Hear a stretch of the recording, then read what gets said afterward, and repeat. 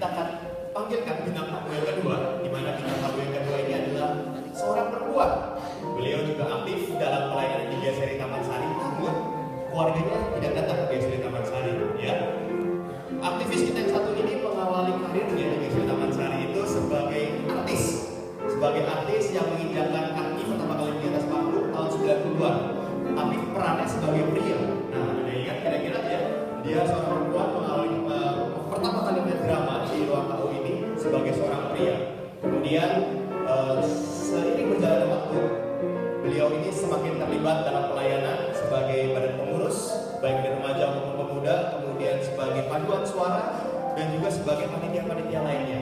Oke, tanpa lama-lama lagi, langsung saja kita panggilkan Feni. Silakan.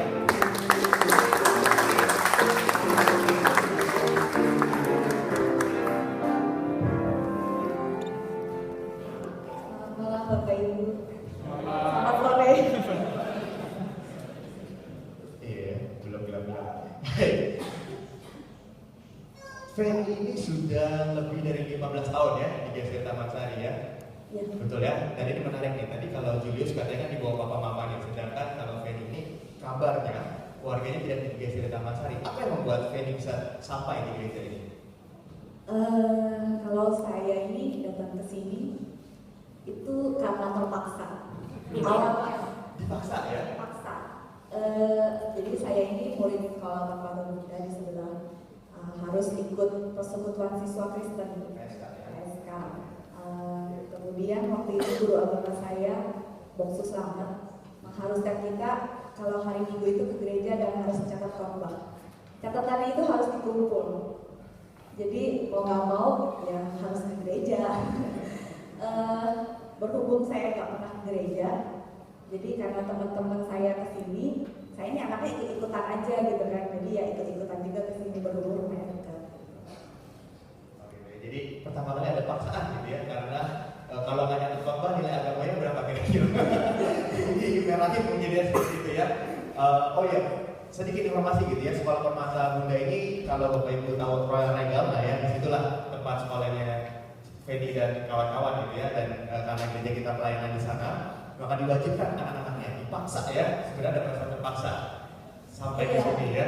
Ada paksaan yang cukup baik juga ya, ternyata ya, dan dari ini berujung pada akhirnya sesuatu yang bisa membuat Feni bertahan sampai 15 tahun di sini gitu ya. Tadi kayaknya mau menambahkan sesuatu ya. Karena awalnya terpaksa, tapi saya bersyukur ya dengan keterpaksaan itu saya jadi bisa kenal Tuhan gitu ini. Saya nggak nyesal aja. Nggak nyesal ya, dan apa yang dilakukan oleh guru-guru cici-cici ya, sempat didatangkan cici-cici juga ya ketika masuk di sini ya. Kemudian tadi khusus selamat gitu ya, apa yang dilakukan mereka itu tidak sia-sia ya. Betul. Ya. Jadi kalau misalnya dulu itu di remaja itu bisa ramai sekali kan saya dan teman-teman saya. Tapi sekarang itu paling cuma tinggal saya, Min dan Beni. Tapi di balik semua itu apa yang telah dibagikan, apa yang telah ditabur gitu ya. Memang nggak jadi benih yang sia-sia, karena saya tahu teman-teman saya di sana itu di luar, mereka tetap bergereja, mereka tetap melayani dan mereka setia gitu. Walaupun jadi GSRI Taman Sari gitu ya, jadi ada yang menabur, ada juga yang menuai. Tapi apa hasil taburan kita ternyata tidak sia-sia gitu ya. Teman-teman Feni ini di luar sana juga tetap bergereja dan aktif pelayanan, betul ya? Kabarnya seperti itu. Baik. Nah, apa yang membuat Feni itu betah di sini? Sedangkan tadi katanya dari ya lebaynya buat dari ribuan jiwa gitu ya, tinggal bertiga, tinggal di Sulamaun. Tapi apa yang membuat Feni tetap bertahan dan mau pelayanan di GSRI Taman Sari? Pertama, melihat realitanya, rumah saya dekat. Jadi saya nggak usah jauh-jauh gitu pergi ke gereja. Lalu yang kedua itu, walaupun saya nggak ada keluarga saya yang berbeda di sini, tapi saya punya teman-teman ya, komunitas saya, komunitas teman-teman saya yang saya rasa sudah seperti keluarga saya sendiri gitu. Teman-teman yang nggak hanya melayani sama-sama, tapi kami bisa bertemu bersama-sama. Jadi ada komunitas, di mana komunitas ini bisa saling mendukung gitu ya untuk tetap pelayanan ya. Itu yang membuat bisa bertahan sampai di 15 tahun lebih gitu ya di sini ya. Tapi apa sih yang sebenarnya dari hati kecil itu, apa yang membuat mau mengambil pelayanan? Kadang kan orang ya udah betah-betah tapi sebagai jemaat doang mungkin diam gitu ya, datang dan pulang. Tapi apa yang membuat Fanny ini mau mainan bahkan berani sampai jadi main drama, jadi badan pengurus, jadi masuk ke paduan suara dan sebagainya? Gak tau ya, saya ini awalnya anaknya emang suka ikut-ikutan aja gitu. Kayak saya diajak main drama gitu kan, pada saat itu nggak pernah saya berdiri di atas panggung gitu. Waktu itu kalau nggak salah Om Gun dan Om Dion yang ngajar gitu kan. Entah apa yang membuat saya berani gitu, saya bilang iya gitu untuk ikut. Sampai akhirnya saya bisa terus melayani. Sepertinya ini semua karena Tuhan kasih kerinduan di hati saya. Tuhan pilih saya. Merasa dipilih gitu ya, jadi punya kerinduan untuk terus gereja.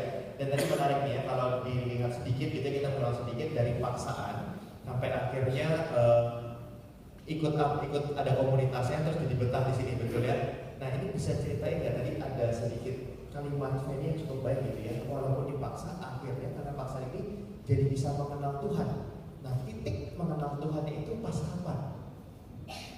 Dan karena apa? Titik mengenal Tuhan.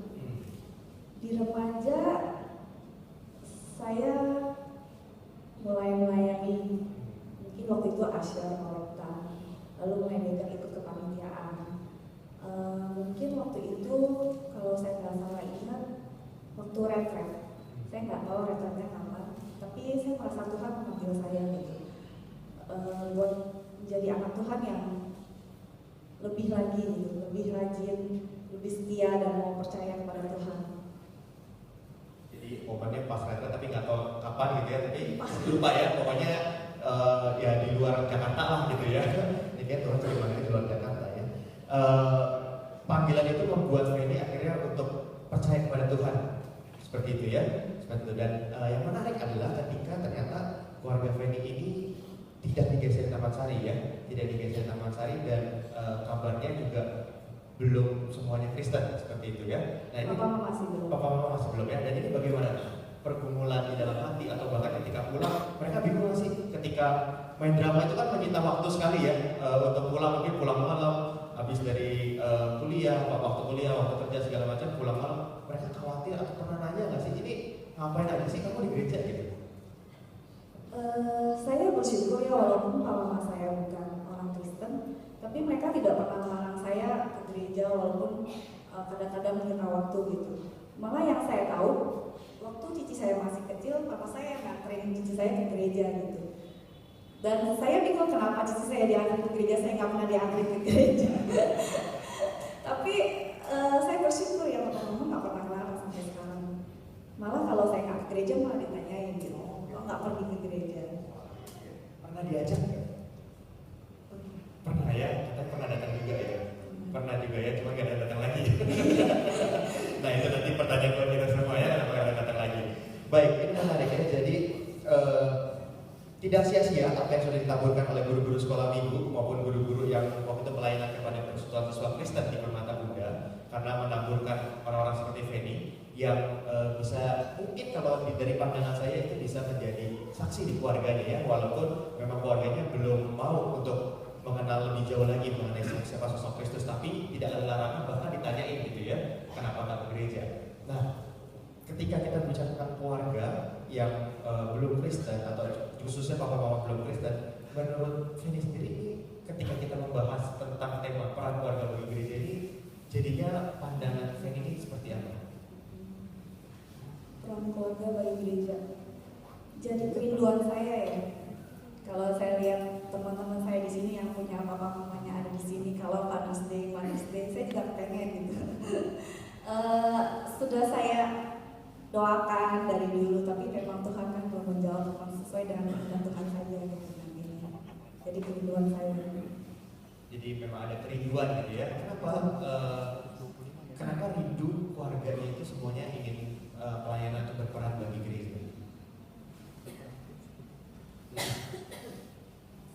Kenapa merasa ketika keluarga ini bisa berperan bersama-sama ke gereja itu menjadi sesuatu keinginan gitu? Karena sesuai dengan momen Paskah ini, biar keluarga saya juga mengenal juru selamat gitu.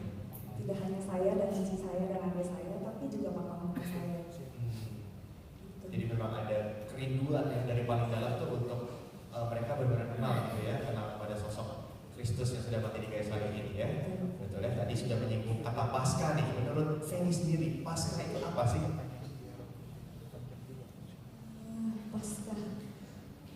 Paskah itu anugerah dan ucapan syukur karena Yesus telah mati memberikan keselamatan secara cuma-cuma. Karena cuma-cuma itulah saya harus bersyukur gitu, tidak diminta imbalannya gitu, karena anugerah itu. Karena anugerah dan mengetahui bahwa anugerah itu bukan sekedar cuma-cumanya ya. Ini berarti memang sosok pribadi yang cukup baik yang kadang orang kalau dikasih cuma-cuma malah tidak menghargai ya. Nah ini justru semakin gak enak ketika dikasih cuma-cuma karena tahu itu betapa besarnya dosa kita bisa ditebus di atas kayu salib gitu ya. Baik. Oke, kita berikan tepuk tangan dulu untuk sesi pada malam hari ini. Sebelum kita menutup sesi kita talk show pada malam hari ini, mungkin ada foto-foto yang ditampilkan nih katanya. Kita lihat bagaimana muka-muka mereka beberapa puluh tahun yang lalu atau beberapa belas tahun yang lalu.